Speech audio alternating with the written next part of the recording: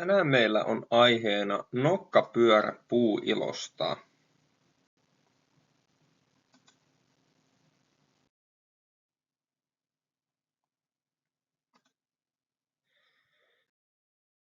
Nokkapyörälle tarkempi malli on tämä Jape nokkapyörä 48 milliä ja kantavuutta löytyy 150 kiloa ja umpirenkaalla on varustettuna ja 20 on hinta tälle. Nokkapyörän analyysi ja käänteinen suunnittelu. Pää- ja osatoiminnot. Nokkapyörän perustehtävänä on kevennys, käsittelyn helpottaminen ja tukipisteenä toimiminen.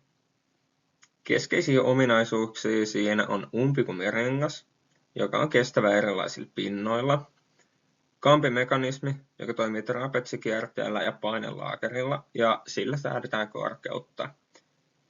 Ja turvallisuus toimii niin, että ajon aikana nokkapyörä on lukittavissa yläasentoon, ettei se ole tiellä. Käyttäjäryhmät. Kohderyhmänä tälle tuotteelle on peräkärryn peruskäyttäjät. Ja tämä ei sovellu ammattikäyttöön tai ylipäätänsä raskaalle kuormalle tämän kestävyyden takia. Ja tärkeimpinä ominaisuuksina on edullinen hinta, toimivuus ja saatavuus.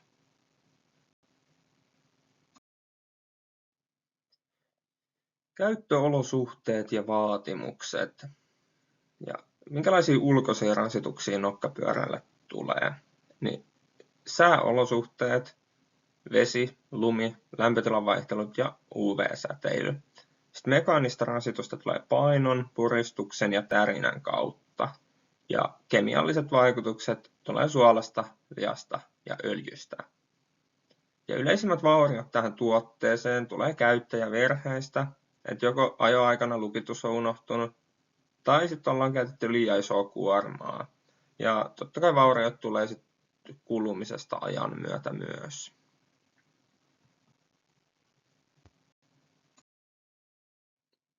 Valmistus ja materiaalit metalliosista. Materiaalina on pinnoitettu teräs, sähkösinkitetyt putket ja kastosinkitetyt levyt. Valmistusprosessi on teräksen sulattaminen, valssaus, pintakäsittely, sinkitys ja sinkitys suojaa korroosiolta. Ja sitä on tuommoinen todella ohut kerros tuossa tuotteen päällä. Ja ominaisuuksiltaan tämä on kestävä, pitkäikäinen ja kestää myös hyvin hankausta. Valmistus ja materiaalit muoviosista. Materiaaleina toimii polypropeeni ja polyeteeni. Ja näiden valmistusmenetelmä on ruiskuvalaminen, koska se on kustannustehokasta ja tarkkaa. Ominaisuuksia tässä tai näissä on hyvä säänkestävyys, hyvä UV-valon kestävyys ja iskun kestävyys yleisesti. Valmistus ja materiaalit kumirenkaassa. Siinä on käytetty materiaalina synteettistä kumia, eli polymeeria, tai sitten luonnonkumiseosta. Ja kumirengas on valmistettu kumimassaa sekoittamalla ja vulkanoinnilla 160 celsiusasteessa.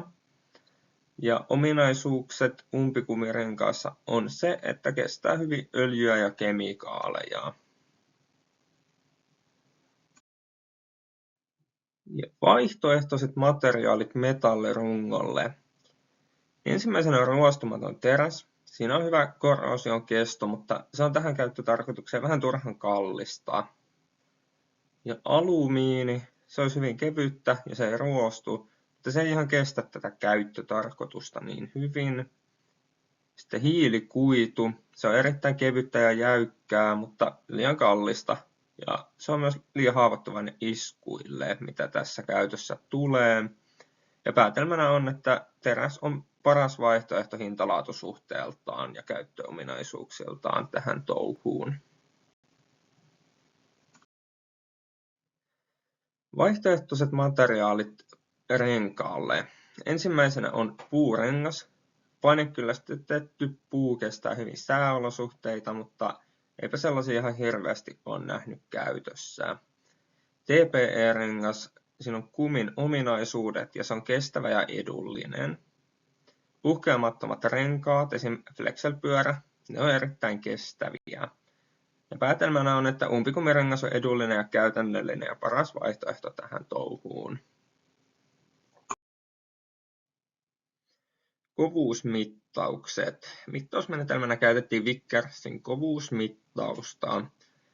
Ja tulokset oli sellaiset, että putken kovuus on 123 hv ja levyn kovuus 131 hv. Ja niiden murtolujuudet oli putkella 406 megapascalia ja levyllä 432 megapascalia. Ja johtopäätökset, eli materiaalina on HSLA-teräs, korkealujuinen matalaseosteinen teräs kyseessä. Siinä on hyvä lujuus, sitkeys ja hyvä korrosion kesto. Puristuskoe. Puristusvoiman kestävyystesti antoi sellaiset tulokset, että tuote kesti 6000 newtonia, mikä on niin kuin 600 kilogrammaa, ja se ylitti tuotteen vaatimukset 4-kertaisesti. Tällä tuotteella oli 150 kilogrammaa ilmoitettu kestävyys, ja tukivarsi oli tämän tuotteen heikoin kohta, mutta kesti kuitenkin 3600 newtonia eli 360 kilogrammaa ilman mitään pysyviä vaurioita. Ja johtopäätökset. Tuote on erittäin kestävä hintaluokassaan. Kehitysehdotuksia on vahvempi hitsaus ja paksumpi materiaali. Yhteenveto. Nukkapyörän vahvuuksia oli yksinkertainen ja toimiva rakenne.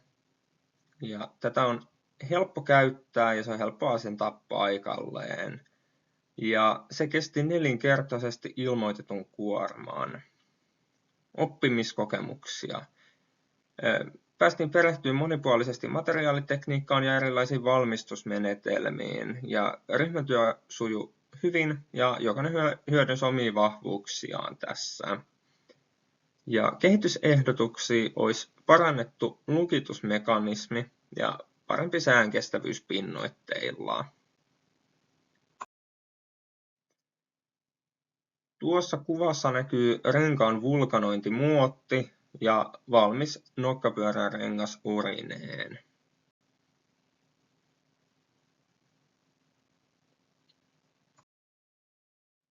Ja tässä näkyy nokkapyörästä putken ja levyn liitoskohdasta tuossa vasemmalla ja oikealla näkyy näytteen paksuuden mittaus ja levyllä oli mittaan 4 mm.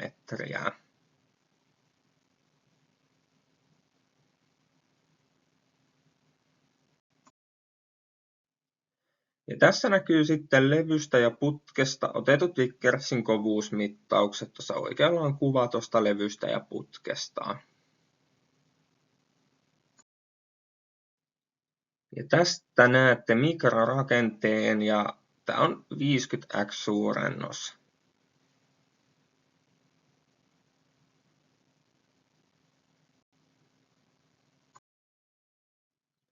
Tästä näkee mikrorakenteen levystä.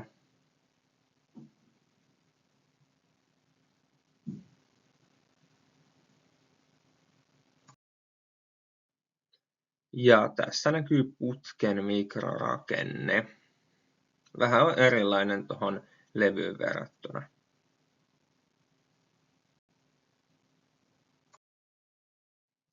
Ja tästä näette ennen ja jälkeen kuvat, mihin kuntoon tämä meidän tuote meni ton puristuskokeen jäljiltä.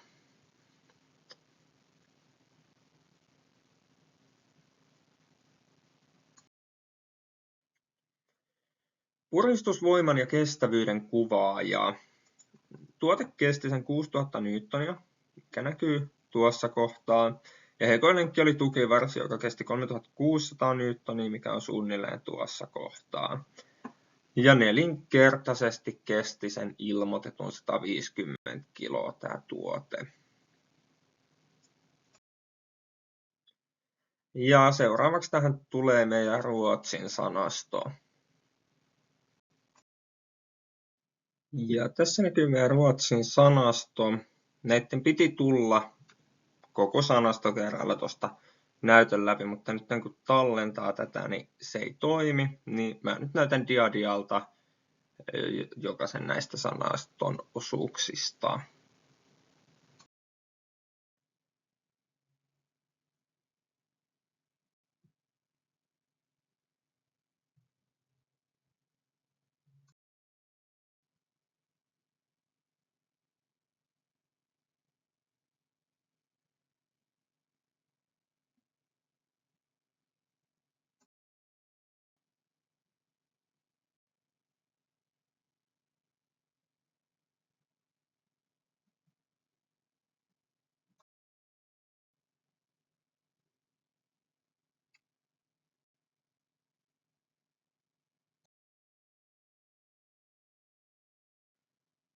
Kiitos, että katsoitte videon ja näytöllä näkyy meidän ryhmän jäsenet.